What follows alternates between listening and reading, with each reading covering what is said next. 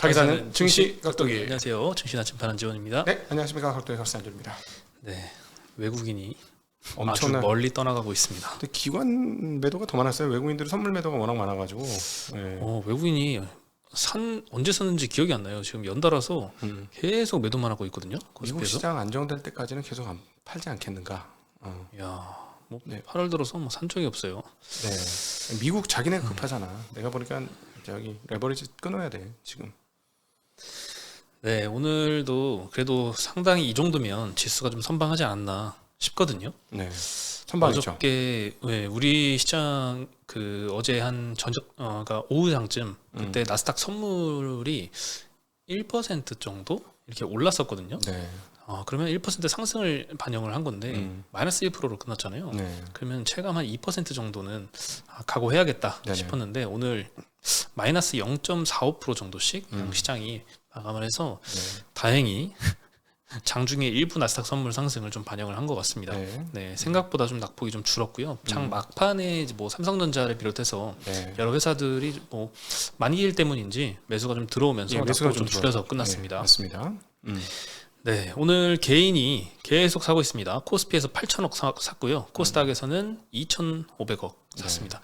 외국인은 코스피에서 5,300억 팔았고 코스닥에서 2,000억 정도 팔았습니다. 네.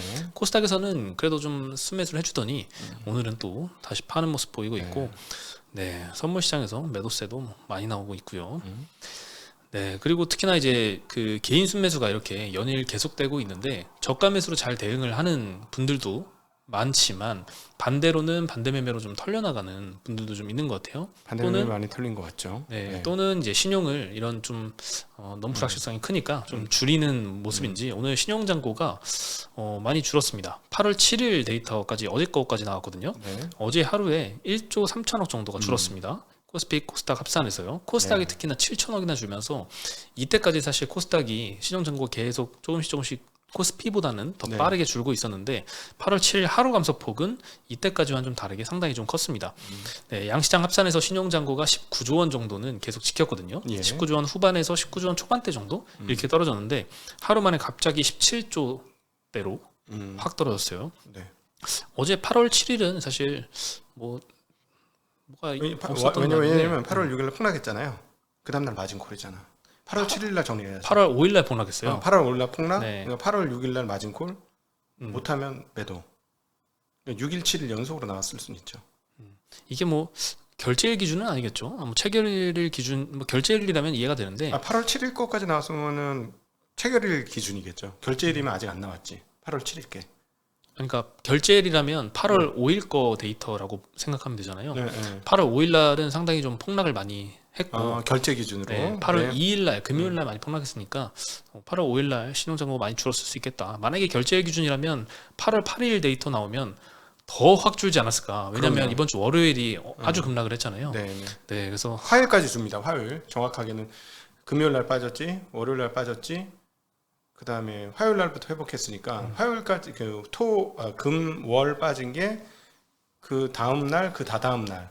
그러니까는 월요일 날 물량 나오고 화요일 날 물량이 무조건 나오게 돼 있으니까 체결 기준으로는. 네. 네, 하지만 뭐 여전히 시종잔고는 조금 높은 상황으로 보이긴 합니다. 아니요, 그렇게 많이 안 높아요. 물론 옛날에 24조가 상당히 높은 거였는데 최근에 보니까는 계속 20조 정도를 유지해서 급하게 빠진 거는 호재입니다. 보유자들한테는. 그렇죠. 이게 좀 많이 감소하면 그 네. 이후에 좀 반등이 나오는 경향이 좀 있기는 하죠. 네. 네, 오늘 IT가 특히나 좀 많이 약했습니다.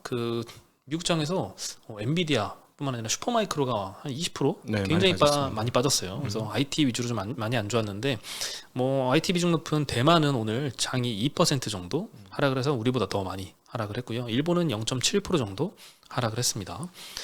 네, 오늘 건설주가 업종 상승률 1등을 했습니다. 네, 건설주가 오늘 정부에서 주택 관련 대책을 좀 발표를 했습니다. 주택시장 안정화를 위해서 발표를 했는데 좀 이따가 자세히 설명을 드리고요. 현대산업개발, GS건설 이런 데는 두 자릿수로 크게 상승을 했습니다. 둘 다 주택사업 비중이 좀 높은 회사들이죠. 그리고 두 번째로는 의료정비 섹터가 ST바이오센서가 11% 상승하면서 2등 기록했습니다. 어제에 이어서 오늘도 코로나 관련주들이 많이 상승을 했고요. 증권주 오늘 3등 했습니다. 유진투자증권, 신영증권, 미래에셋 이런 데는 3에서 5%씩 상승을 했고요. 증권주 중에서 뭐 M&A 관련 모멘텀도 있고, 그리고 뭐 밸류업 잘 되는 뭐 미래에셋 같은 회사들도 있고요. 키움증권도 밸류업 잘 하죠. 그리고 전기전자 섹터가 오늘 제일 하락 많이 했습니다. 네. 이채론지주들이 오늘 좀 많이 빠졌어요. 어제 사실 LNF 실적이 좀 많이 안 좋게 나오면서 LNF를 기점으로 좀 많이 급락을 이끌었는데, 오늘 추가로 LNF가 또 8% 정도 빠졌습니다. 롯데에너지 머티리얼즈 여기도 8% 정도 빠졌고요. 포스코 퓨처엠도 SK IT테크놀로지, 뭐 삼성 SDI도 다 같이 한 4, 5%씩 하락을 했습니다. 네. 그리고 전력기기도 오늘은 현대일렉트릭이 6%대 하락을 했고, LS일렉트릭도 3%대 하락을 했습니다. 뭐 같은 업종에 속한 뭐 하이닉스도 3.5% 정도 하락을 했고요. 삼성전자는 장 막판에 낙폭을 좀 줄여서 마이너스 1.7% 기록해서 마감을 했습니다. 네.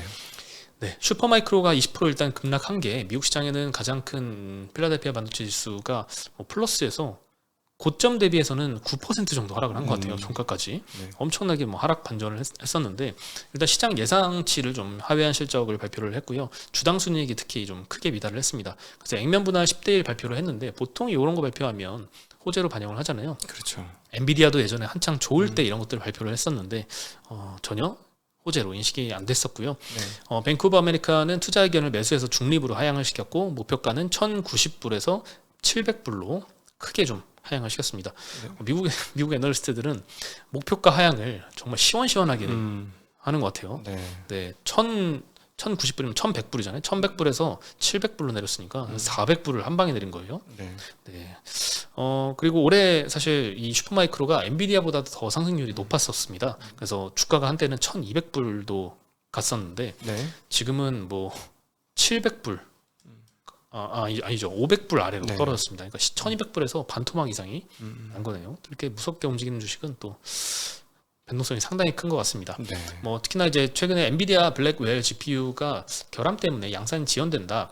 엔비디아에서는 또 아니다. 그리고 어떤 기관에서는 또 맞다 그러고, 어디는 또 아니라 그러고, 설왕설래가 왔다 갔다 하고 있는데, 슈퍼마이크로가 사실 엔비디아하고 직접 거래를 하는 아주 가까운 고객사잖아요. 여기 근데 컨콜에서 4분기에 블랙웰 물량이 매우 적을 수 있다, 이런 코멘트를 해서 최근의 우려가 좀 사실이 아닌가, 이런 생각을 좀 시장이 하게 만든 것 같고요. 오늘 또 뭐 장중에 트렌드포스는 뭐 블랙웰 GPU가 뭐 잘 출시가 될 거다, 이런 이야기도 했습니다. 24년 하반기에 B100과 B200 모두 출시할 예정이다 라고 전망을 했는데, 최근에 B100 제품 취소 루머가 있었는데, 이것과 반대로 이 클라우드 서비스 공급자들, 고객들을 위해서 B100과 B200 모두 하반기에 출시할 것이다 라고 언급을 했습니다. 특히나 엣지 AI 어플리케이션에 초점을 맞춘 조금 축소된 버전의 B200A 이것도 네. 출시를 한다고 하는데요. 여기에는 144기가 HBM3E 12단이 4개 탑재가 될 예정입니다.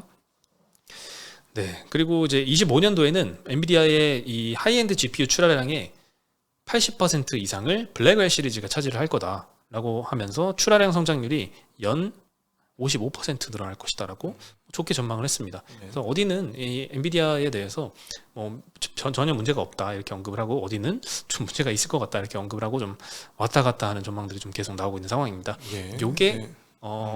어느 한쪽 방향으로 딱 자리를 잡으려면 아무래도 엔비디아의 언급이 좀 중요할 것 같은데, 그렇죠. 8월 말에 있는 실적 발표와 컨퍼런스 콜이 이 IT업 이 주들의 상당히 중요한 방향성 결정하는 날이 아닐까라는 네. 생각이 좀 듭니다. 네, 그렇습니다. 네. 네, 아래로 결정하진 않았으면 좋겠네요. 실적 자체는 나쁠 수가 없는데, 개인적으로는 성장률이 어떻게 되느냐가 굉장히 중요한 포인트가 되지 않을까 싶습니다. 그 성장률에 대해서 투자자는 어떻게 반응할 거냐. 분명히 성장률은 조금씩 감할 수밖에 없거든요. 그래서 그 감한 거를 뭐 주가도 빠졌으니까 그래 뭐 원래 감하는 게 일반인데 주가도 빠졌으니까 괜찮아 이럴지, 아니면 야 이거 봐라 뭐 계속 더 좋을 줄 알았는데 이제 성장 속도가 완전히 둔화되네, 뭐 이런 식으로 또 반응을 할지 좀 궁금하네요. 네. 그리고 뭐 업황이 여러 기업들의 실적을 통해서 알 수는 있는데, TSMC를 보면은 3나노, 5나노 요 가격을 또 인상을 한대요. 네. 8%씩 각각 인상을 하는데, 네. 대만 언론에서 밝힌 이야기입니다. 가격 인상을 하겠다라고 고객사에 통보를 했다고 하고, 현재 TSMC가 생산 시설을 100% 가동을 하고 있는데도 당연히 TSMC에 못 맡기면 다른 데 맡겨야 되는데, 지금 대체 기업을 찾을 수가 없어서 엔비디아뿐만 아니라 다른 고객사들도 전부 다 가격 인상을 받아들이는 분위기라고 합니다. 네, TSMC의 올해 3나노 캐파는 작년 대비해서 3배가 늘었는데도 여전히 공급이 수요를 못 따라가는 상황이고 올해 추가로 7개 공장 건설을 한다고 하네요. 이렇게 TSMC가 다 이렇게 이 물량을 독차지하지 않고 삼성 파운드리에도 조금 낙수 효과라도 조금씩 왔으면 좋겠는데 하나둘 그런 소식이 들리기는 하는 것 같습니다. 네. 네, 오늘 나왔던 소식은 팹리스 스타트업 중에 딥엑스라는 회사가 있는데 삼성의 디자인 솔루션 파트너인 가온칩스라는 회사와 온디바이스 AI 향으로 NPU 칩 양산 계약을 체결을 했다고 합니다. 네. 보통 이제 삼성 파운드리하고 직접 계약을 할 수도 있는데 요즘같이 이렇게 뭐라 그러죠? 선단 공정에서 생산을 해야 되는 칩들은 디자인 솔루션 파트너스를 중간에 끼고 이렇게 하는 경우가 많거든요. 그래서 어쨌든 삼성 파운드리에도 이런 좀 선단 공정의 고객사들이 좀 많이 나왔으면 좋겠는데 요거는 뭐 아쉽게도 막 3나노는 아닙니다. 5나노로 보이고요. 그리고 이제 디벡스 같은 경우에는 그동안 시제품을 통해서 여러 고객사들을 좀 확보를 했습니다. 뭐 미국, 유럽, 중국, 일본 이런 데서 한 20여 개 정도 잠재 고객사를 확보를 해놔서 뭐 고객사 확보됐겠다 이제 칩 양산을 좀 맡기는 것 같습니다. 네. 요 NPU 칩은 이제 로봇이나 스마트 팩토리 이런 데 적용이 돼서 AI 연산을 돕는 가속기 역할을 한다고 하고요. 올해 한 10개 고객사들이 이 칩을 이용한 제품을 개발을 할 것이다라고 예상을 하고 있습니다. 네, 이제 뭐 엔비디아는 조금 더 이제 범용 기능을 하잖아요. 이런 칩들만 이제 잘 나가는 게 아니라 이런 팹리스들이 만드는 자체 칩들 이런 것들도 좀 많이 활성화가 되면 예전에는 이제 자체 칩이 많이 좀 생산이 되고 고객사들이 그쪽을 많이 찾으면 엔비디아가 꺾이는 게 아니냐 이런 우려가 있었는데 네. 뭐 엔비디아도 언급을 했잖아요. 그런 자체 칩들이 활성화되는 게 엔비디아도 크고 저런 자체 칩도 크고 이렇게 네. 동반 성장해서 AI 생태계를 더 강화하는 방향으로 가는 거다라고 언급을 했는데 그런 방향으로 잘 가고 있는 것 같긴 합니다. 네. 또 이런 딥엑스 같은 회사 말고도 뭐 짐 켈러가 이끄는 텐스토렌트 여기도 상당히 좀 주목을 받고 있는 회사인데 뭐 그로크 뭐 이런 회사들도 자체 칩을 많이 개발을 하고 있는데 삼성 파운드리가 수주를 잘 가져갔으면 좋겠습니다. 삼성 파운드리가 할 수만 내 제품을 수요를 맞춰서 내놓을 수만 있으면 되게 매력적이죠. 아마 할인을 많이 하고 있을 거예요. 이제 TSMC에 비해서는. 그러니까는 많은 그 스타트업 기업들한테는 희망 같은 곳일 수 있습니다. 제가 보기엔. 네. 네, 그리고 오늘 건설주가 많이 뛰었는데요. 이 주택시장 안정화를 위해서 8차 부동산 관계장관 회의를 개최를 했다고 합니다. 집값 안정화를 위해서 2030년까지 42만 7천 가구를 공급을 하겠다라고 발표를 했습니다. 특히 선호도 높은 지역 위주로 21만 호를 기존 계획 대비해서 추가를 한 건데요. 네. 기존 진행 중인 사업들도 정비사업 절차를 상당히 좀 단축시켜서 속도를 확 빠르게 늘려간다고 합니다.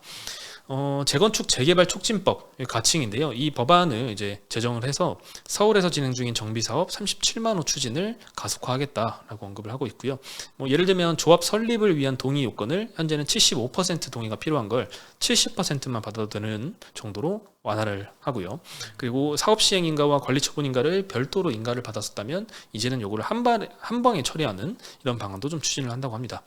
이거 사실 각각 몇 년씩 걸리는 절차잖아요. 이걸 한 방에 처리하면 상당히 속도가 좀 빨라질 것 같긴 합니다. 그리고 공사비가 많이 상승해서 사업성이 좀 떨어진 단지들이 있잖아요. 이런 데는 용적률을 더 준다고 합니다. 뭐 300% 용적률 적용받았으면 330%로 한 10%더 추가해주는 이런 방안을 추진한다고 하는데 이거는 법안 발의를 해야 돼서 9월 달 정도에 아마 발의를 할 것으로 보입니다. 그리고 미분양이 우려돼서 그 착공을 좀 미루고 있는 시행사들 있잖아요. 이들한테도 22조 원 규모로 미분양 매입 확약을 제공을 할 예정이라고 합니다. 네. 미분양 날까봐 좀 두려워서 착공을 인가 받아도 착공을 못 하고 있는데 미분양 나면 우리가 사줄게라고 정부가 얘기한다면 당연히 짓기 시작하겠죠. 네, 그리고 서울이나 수도권 인기 지역들은 그린벨트를 풀어서 8만 호를 추가 공급한다고 합니다. 네. 1월에 발표했던 수치가 2만 호인데 여기에보다 한 6만 호가 더 늘어나고요. 서울만 보면 1만 가구 정도가 네. 추가가 될 예정이라고 합니다. 이게 항상 이제 계획은 거창하게 세우는데 실행이 다 안 되는 경우가 상당히 많잖아요. 워낙 긴 사업이니까요. 네. 그렇죠. 뭐 2030년까지 뭐 42만 가구다 이렇게 좀 상당히 장기 프로젝트니까 잘 진행이 됐으면 하는 바람입니다. 네. 네, 이렇게 뭐 규제 풀어주고 뭐 뭐 그린벨트까지 해제해가지고 건설 많이 하고 하면은 건설사들이 수혜를 많이 받겠죠. 네, 그래서 오늘 주택 사업 비중이 높은 뭐 현대산업개발, GS건설이 뭐 15%, 11%씩 상승을 했고요. 굉장히 큰 폭이에요. 네, DLENC, 뭐 대우건설, 현대건설도 4, 5%씩 다 같이 좀 상승을 했습니다. 네. 건설주들이 이번 하락기에 상당히 많이 빠졌죠.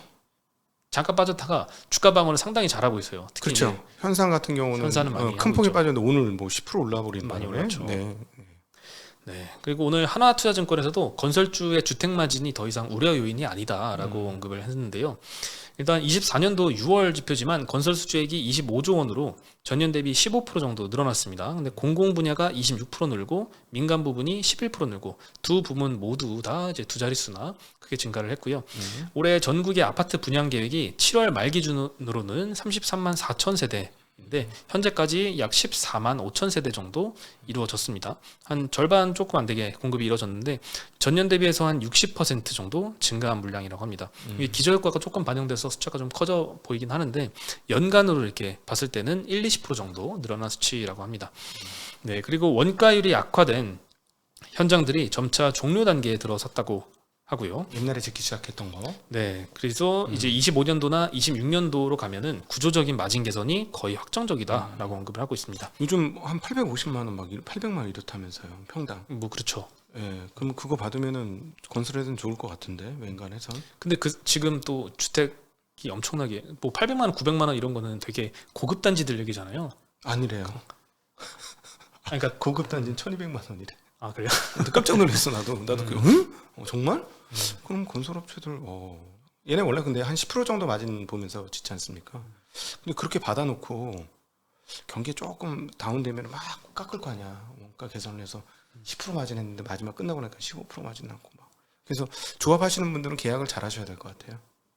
그런 것들. 그때 이제 가격이 많이 올라가면 이런 거 다 메꾸고 남으니까 네. 지금 다시 대부분 지금 서울 지역들은 이제 멈췄던 현장들도 다시 네. 협상이 잘 되고 잘 진행이 되고 있다고 합니다. 네. 네, 그리고 뭐 지방 같은 경우에는 가격이 아직 안 오르는 쪽은 계속해서 이런 미분양 우려가 좀 클 텐데 네. 이런 정부의 이런 뭐 다 사줄게 미분양은 다 사줄게 이렇게 하면은 많이 활성화가 될 수도 있을 것 같긴 합니다. 네. 네, 그리고 마지막으로 이제 코로나가 또 재유행하고 있는데 어제에 이어서 오늘도 관련주들이 좀 많이 급등을 했습니다. 치료제가 확실히 좀 부족하대요. 먹는 치료제 중에 이제 화이자의 팍스로비드 이게 사실 굉장히 좀 품귀 상태라서 약국가도 구하기가 어렵다고 합니다.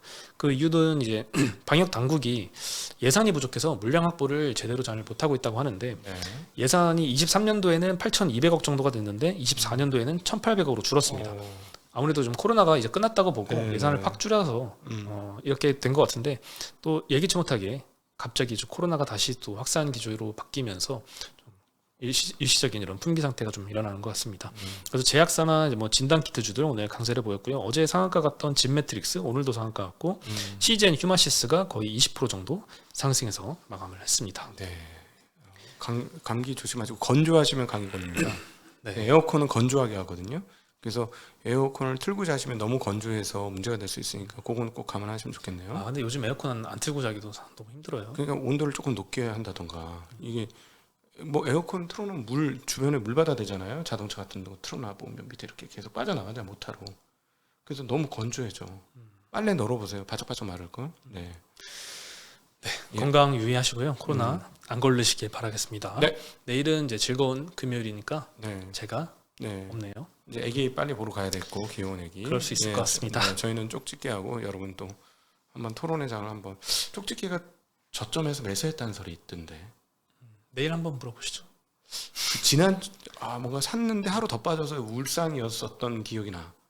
근데 그러면 결과적으로 괜찮지 않았을까? 근데 어떻게 딱 바닥에서 기가 막히게 잡겠어요. 다 이렇게 그렇죠. 바닥에서 어느 정도 매수하고 대충 바닥에서 잡은 것 같은데. 네, 조금 더 떨어지고 그러다 반등 맞고 이렇게 하는 거죠. 네, 한번 물어보도록 하겠습니다. 네, 저희는 여기서 인사드리겠습니다. 네, 안녕.